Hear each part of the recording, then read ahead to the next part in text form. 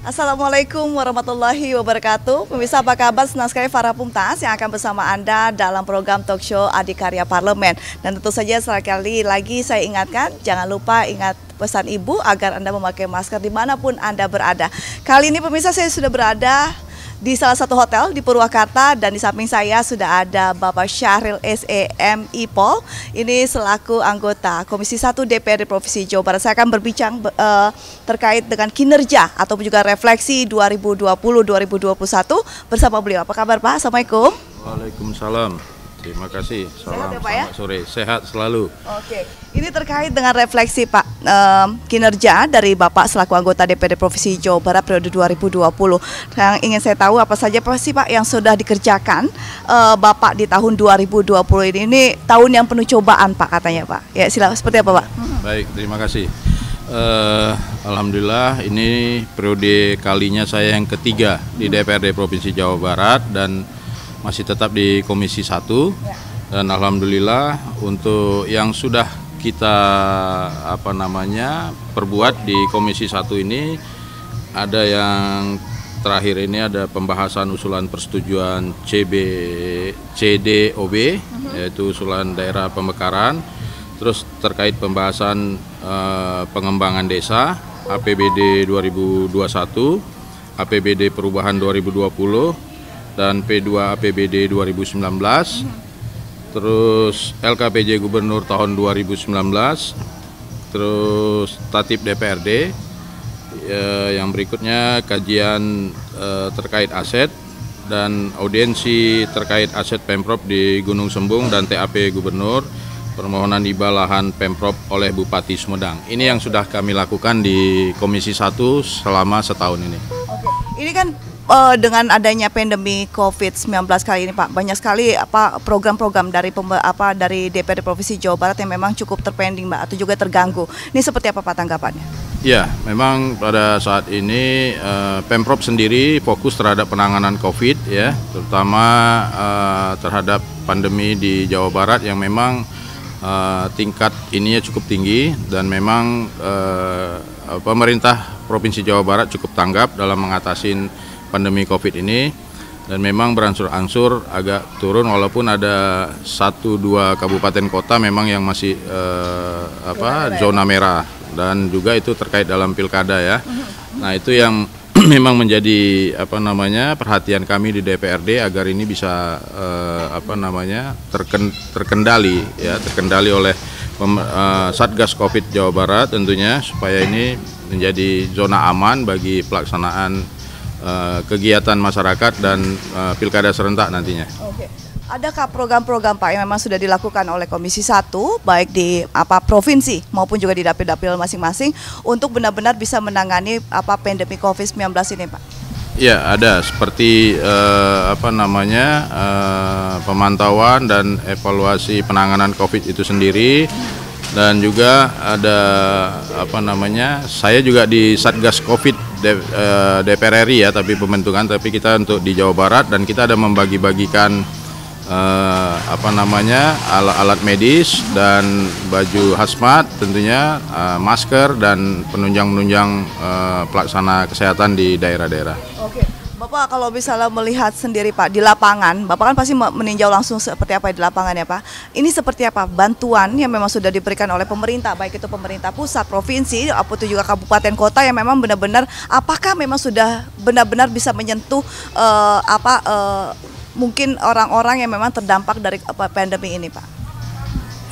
Sampai saat ini memang belum semuanya terpenuhi ya, walaupun itu tidak terlalu banyak, tapi ini memang harus ada perbaikan-perbaikan dari penerima bansos sendiri, terus masih ada ada yang tidak mendapatkan bantuan gubernur ini dan juga ada beberapa daerah yang memang dirasakan sangat sedikit bantuan medis untuk daerah-daerah tersebut. Ini yang kita dorong ke pemerintah provinsi agar menjadi perhatian bersama supaya ini bisa terkendali dan penanganannya juga lebih baik. Oke. Lalu kalau misalnya kita ketahui bersama Pak, beberapa waktu yang lalu anggota DPRD Provinsi Jawa Barat ini melakukan reses ya Pak ya, berarti balik ke dapilnya masing-masing. Tapi kalau misalnya ingin kita ketahui juga sebenarnya aspirasi dari masyarakat seperti apa Pak yang memang disampaikan kepada Bapak? Kalau khusus di Dapil saya, Dapil 9 Kabupaten Bekasi, ini masyarakat menginginkan adanya perbaikan infrastruktur.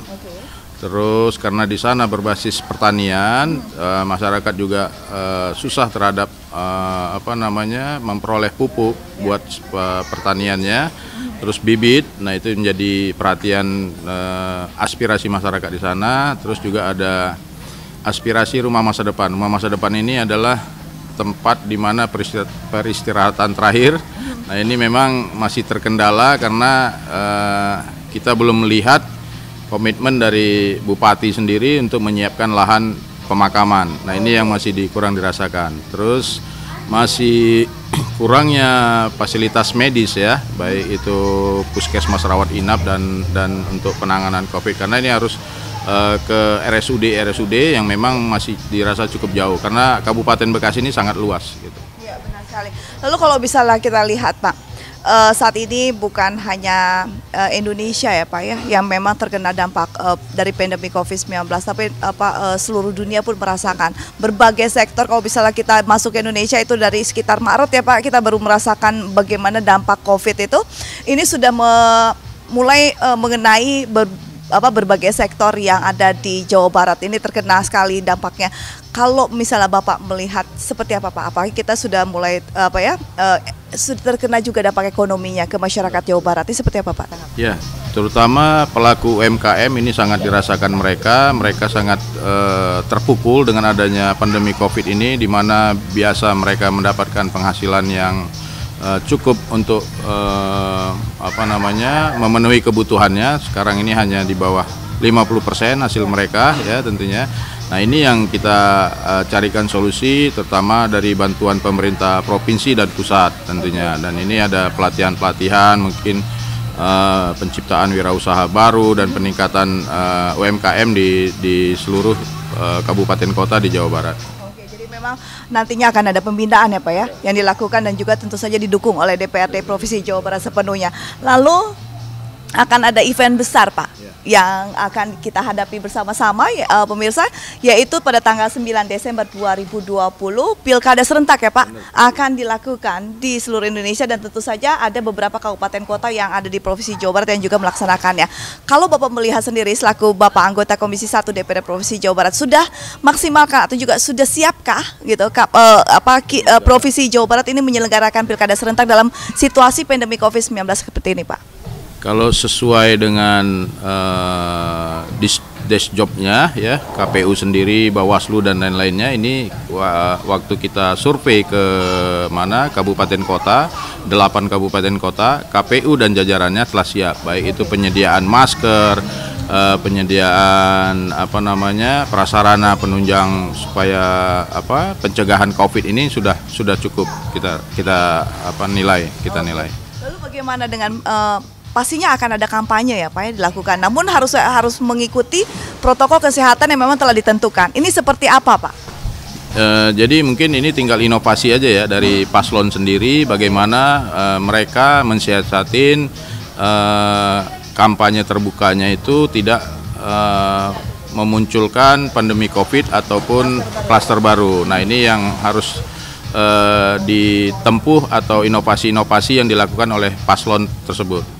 Oke, ada himbauan Pak untuk masyarakat Provinsi Jawa Barat khususnya 8 kabupaten kota yang akan melaksanakan Pilkada serentak ini seperti apa himbauannya Pak? Iya, kita himbau supaya ini jangan khawatir terhadap COVID, gunakan hak pilihnya untuk memilih calon pemimpin di daerahnya masing-masing di 8 kabupaten kota itu, karena hanya 5 tahun sekali ini dan mereka berhak mendapatkan hak pilih tersebut, dan gunakanlah. Jadi jangan khawatir terhadap pandemi atau COVID karena harus mengikuti protokol kesehatan, dan KPU sendiri sudah menyatakan siap untuk menyelenggarakan Pilkada serentak tersebut di 8 kabupaten kota.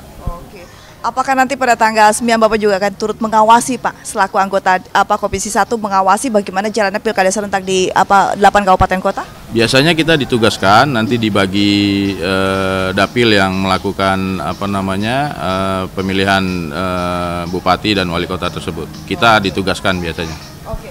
Lalu kita beranjak Pak untuk program kerja pada tahun ini kan kita sudah menjelang akhir tahun ya Pak. Tentu saja sudah ada program-program kerja yang akan dilaksanakan pada tahun 2021 mendatang. Apa menjadi program prioritas dari Komisi 1 khususnya dari dapil Bapak dari Bapak sebagai anggota Komisi 1 DPD Provinsi Jawa Barat? Ya, mungkin itu nanti terkait persetujuan DOB ya, terus pengembangan desa ya, karena ini kalau desanya lebih banyak dan kita bisa akan mendapatkan bantuan APBN lebih banyak lagi nantinya tentunya. Terkait dengan DOB Pak, daerah otonomi baru yang memang akan dilaksanakan juga di Provinsi Jawa Barat. Kira-kira berapa daerah yang akan dibekarkan? Kalau yang existing ini saat ini mungkin ada beberapa yang sudah disiapkan dan memang sudah di ready ya. Itu ada berapa ya, 3 atau berapa gitu ya. Jadi memang ini menunggu kesiapan dari dari induknya, dan memang nantinya ini kita tidak mau ini menjadikan beban dari misalnya kabupaten tersebut atau kota tersebut ataupun pemerintah provinsi dan pemerintah pusat, karena mereka harus mandiri dan bisa membiayain APBD ataupun anggaran daerahnya masing-masing gitu. Jadi memang harus menciptakan satu sumber pendapatan asli daerahnya. Nah, itu yang harus menjadi prioritas dari DOB tersebut. Oke, sudah berapa banyak dalam hal ini sudah berapa banyak yang memang disetujui oleh Kemendagri terkait dengan DOB? Kalau untuk di Jawa Barat itu Kabupaten Garut ya kalau nggak salah saya, dan ada Bogor kalau nggak salah. Jadi itu yang dinilai sudah siap dan memang wilayahnya sangat mendukung hal tersebut. Oke. Terakhir kali ini Pak, harapan Pak, apa harapan Bapak selaku anggota DPD Provinsi Jawa Barat ini terkait dengan mungkin untuk tahun 2021 mendatang Pak, khususnya di tengah pandemi seperti saat ini? Iya. Mudah-mudahan pandemi ini cepat berlalu tentunya, dan walaupun dengan masih ada pandemi ini bisa disiasatin tentunya, baik itu pemerintah provinsi dan kabupaten kota ini harus meneruskan semua apa yang menjadi program-program untuk rakyatnya supaya ini tetap berjalan perekonomian, pendistribusian bahan pokok, ya ini jangan terhambat. Itu yang kita dorong kepada pemerintah provinsi dan kabupaten kota. Baik itu bantuan-bantuan sosial dari pemerintah provinsi, kabupaten kota dan pusat. Oke, itu harapan kita, semoga saja memang bisa dilaksanakan dan juga sukses. Ini baru saja Bapak melaksanakan rapat ya Pak ya. Bapemperda, Bapak juga di Bapemperda, ada 9 usulan raperda dari pemerintah Provinsi Jawa Barat untuk masuk ke dalam Bapemperda 2021. Ini seperti apa Pak tanggapannya? Ya, jadi memang gubernur ataupun pemerintah provinsi mengajukan Bapemperda untuk 2021. Nah, di sini di Bapemperda kita melihat apakah Propemperda yang diajukan ini sudah layak untuk diajukan menjadi Propem, dan disinilah kita dengan teman-teman mengupas lebih dalam ya apakah kelengkapan ataupun naskah akademiknya dan kepentingannya dan prioritasnya. Nah, itu yang kita dahulukan. Oke, dari 9 usulan raperda apakah semuanya sudah siap Pak?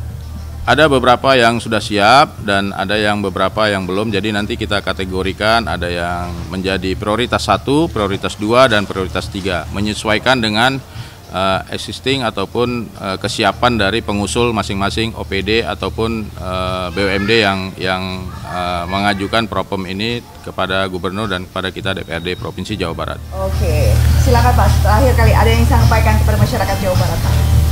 Iya, kalau untuk masyarakat Jawa Barat, karena ini menjelang pilkada serentak di 8 kabupaten kota, saya harap partisipasinya untuk hadir secara langsung yang mempunyai hak pilih untuk menggunakan hak pilihnya dan memilih calon ataupun paslon yang sesuai dengan harapannya dan bisa memajukan daerahnya tentunya, dan itu harus dilihat dari visi misinya. Silahkan dalami, dilihat dulu ya kan, sesuai dengan aspirasinya, apakah sudah mencakupin aspirasi rakyat tersebut, silahkan dipilih. Itu yang himbauan dari saya. Dan pada pemilih pemula jangan jangan sayang menggunakan hak pilihnya, silahkan ke TPS karena ini penerus bangsa ya tentunya, supaya ini juga menjadi motivasi dari daerah tersebut supaya bisa lebih maju dan lebih maju perekonomiannya, dan kita lihat nanti di hasil pemilunya, dan harus jujur dan adil. Oke, tapi jangan lupa ya Pak ya, protokol kesehatan. Protokol kesehatan harus tetap dikedepankan, dan itu memang waktu simulasi KPU sudah menerapkan itu. Itu jangan kita khawatirkan lah. Oke, baik. Terima kasih Pak Syahril sudah berbagi informasi dengan kami dan juga Bandung TV. Dan pemirsa jangan lupa seperti kata Pak Syahril, tanggal 9 Desember ini agar Anda bisa datang ke TPS dan memberikan hak suara Anda. Namun jangan lupa untuk selalu mematuhi protokol kesehatan. Akhir kata, saya Farah Pumtaz bersama Bapak Syahril pamit undur diri. Wassalamualaikum warahmatullahi wabarakatuh. Sampai jumpa. Gini kan?